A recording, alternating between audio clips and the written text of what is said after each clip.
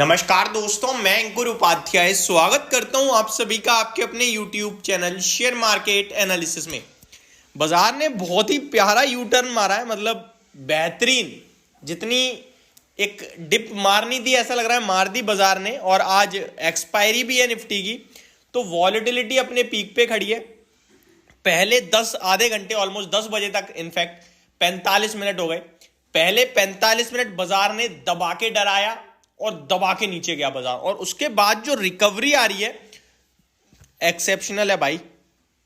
नीचे से अगर आप देखोगे 215 पॉइंट्स की रिकवरी हो चुकी है बाजार में, 215 पॉइंट्स की। करंटली 21,500 एग्जैक्टली निफ्टी ट्रेड कर रहा है, केवल 70 पॉइंट नीचे है, 70 पॉइंट्स। बहुत ही प्यारी रिकवरी है, और असली रिकवरी अगर देखनी है ना तो वो दिख रही है मिड कैप में। 1000 पॉइंट टूटा था आज मिड कैप इंडेक्स मॉर्निंग में, जब मैंने कहा था कि असली में नुकसान आज हो रहा है, कल नहीं हुआ है। लेकिन अब मिड कैप इंडेक्स मतलब केवल 100 पॉइंट नीचे, 900 पॉइंट्स की रिकवरी, ये है तेजी। स्मॉल कैप इंडेक्स हरे निशान में आ गया है, बैंक निफ्टी 60 पॉइंट नीचे है केवल। तो बहुत ही शानदार रिकवरी आ रही है बाजार में। यही है कि इन्वेस्टर्स पैसा बना रहे हैं, और ट्रस्ट मी, कल जितने लोगों ने एसआईपी में लमसम लगाया कि बाजार गिरा है पैसा लगाना है, वो बहुत ही ज्यादा खुश होंगे कहीं ना कहीं, क्योंकि उन्होंने गिरावट में इन्वेस्ट किया। यही मैं आपसे कहता हूं कि जिस दिन बाजार गिरे ना, एसआईपी तो आप कर ही रहे हो 100 रुपए 200 रुपए डेली से। जिस दिन बाजार गिरे 200 रुपए 250 रुपए 300 रुपए लमसम के रूप में लगा दिया। ये मोटिव होना चाहिए। मैं ये नहीं कह रहा 10,000 लगाओ 5,000 लगाओ, ये गलत है, क्योंकि अगर इतना एक बार लगा दोगे अगले दिन फिर गिर गया, फिर क्या करोगे, कहां से लाओगे इतना सारा पैसा रोज। तो 200-300 रुपए लगाओ, लॉन्ग टर्म की सोचोगे ना तो वेल्थ क्रिएट होने लगेगी।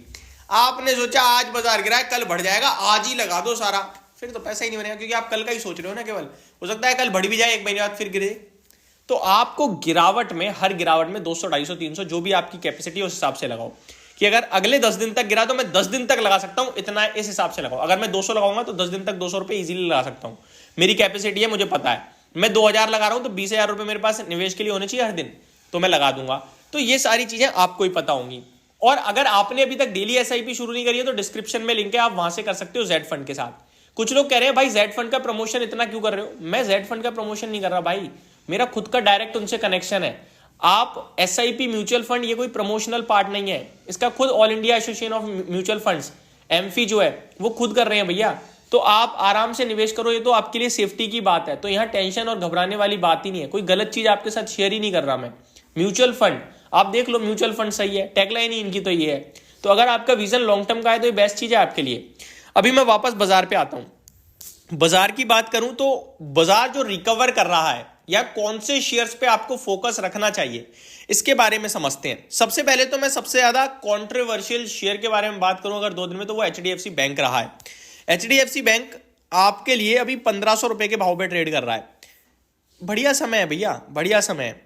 ये एडीआर कल 7-8% नीचे दिख रहा था, क्यों दिख रहा था पता नहीं। मैंने तो कल भी आपसे कहा था कि अभी 1550 है, अभी ले लो थोड़ा बहुत, और थोड़ा 1500 1480 पे ले लेना। ये शेयर बेचने वाला है ही नहीं इस भाव पे। वो अब भैया ये बाजार है, पता है क्या होता है यहाँ, अगर मार्केट को अच्छा रिएक्ट करवाना है तो वो अच्छा रिएक्ट करा सकता है, खराब कराना है खराब करा सकता है। आप ये देखो, कंपनी का जो टोटल रिजल्ट प्रोफाइल थी उसमें क्या नेगेटिव था, प्रॉफिट, एनआईआई एनआईएम कुछ नहीं था ना नेगेटिव। नेगेटिव था एलडीआर, लोन डिपॉजिट रेशो। अब ये कोई चेक नहीं करता था यार पिछले क्वार्टर तक। इस बार आपने नई चीज पकड़ ली और उस पर बाजार में रिएक्शन आ गया, ठीक है। लेकिन अब ये क्वालिटी चीज आपको अच्छे भाव पे मिल रही है, लेकिन इसमें ना 1-8 महीने के हिसाब से निवेश मत करना, निवेश करना 1-2 साल के हिसाब से। बीते 1 साल से अंडर परफॉर्मर ही रहा है, कुछ खास परफॉर्मेंस करी नहीं है, बार बार 1480 की डिप मार देता है, इस बार फिर मार दी है। तो वही है, निवेशकों को पेशेंस रखना पड़ रहा है। अब देखो जो रखा रहेगा वो पैसा जरूर बनाएगा। दूसरी तरफ आईटी बहुत अच्छा कर रहा है, तो आईटी में विप्रो में ऑलरेडी आपके साथ डिस्कस कर चुका हूं, टीसीएस इन्फोसिस अच्छे लगते हैं, और एचसीएल टेक तो आउट परफॉर्म कर रहा है, तो सारे आईटी अच्छे हैं इनफैक्ट, तो आप कहीं भी फोकस कर सकते हो। मैं कंटिन्यू आईआरसीटीसी पे वीडियोस बनाता हूं, उस पर मैं अभी भी बुलिश हूं। आज आपको बहुत ही प्यारा मौका दिया, 870 का लो है, मेरे को नहीं पता चला कब लग गया, लेकिन हाँ मैंने 900 रुपए पे देखा था मॉर्निंग में से, प्यार से टिक रहा था वहां आपने लिया तो पैसा बना रहे हो। अभी 2 दिन पहले जब 970 980 पे था तो मैंने आपसे कहा था गलती से भी 920 900 मिल जाए किसी भी डिप में, आप किसी का वेट मत करना, ले लेना। और आपने लिया तो देखो 930 तो आज ही हो गया है, और ये स्टॉक ना आपके लिए दोबारा 1000 की तरफ चला जाएगा, इसको पकड़ के बैठे रहो। दूसरा, केमिकल से अच्छे लग रहे हैं, बट केमिकल में मैं रिजल्ट्स का वेट कर रहा हूँ। आरती इंडस्ट्रीज अच्छा लग रहा है, एक बार रिजल्ट आने देंगे फिर हम वॉच करेंगे। डीवीज लैब अच्छा लगता है फार्मा से, चल नहीं रहा है लेकिन ये चलेगा जरूर, इसमें बने रहिए और निवेशित रहिए। आगे फर्टिलाइजर में चंबल फर्टिलाइजर, आज आई थिंक बायबैक की डेट वगैरह चल रही है इस स्टॉक की, और स्टॉक भी अच्छा लग रहा है, टेक्निकल चार्ट पैटर्न भी अच्छा है, इस स्टॉक को भी एक प्रॉपर एसएल के साथ देख सकते हैं। कैम्स भी अच्छा लगता है, इसको मैं ऑलरेडी डिस्कस कर चुका हूं, बट कैम्स अभी आज इंट्राडे में चार्ट पैटर्न थोड़ा सा साइडवेज टू नेगेटिव हो रहा है, लेकिन ये स्टॉक डेफिनेटली रडार पे रखना चाहिए आप सभी को।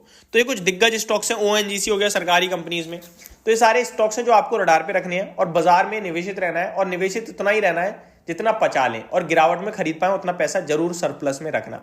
होप आपको सारी चीजें समझ में आई होंगी। Thank you so much for watching this video. Have a great day guys.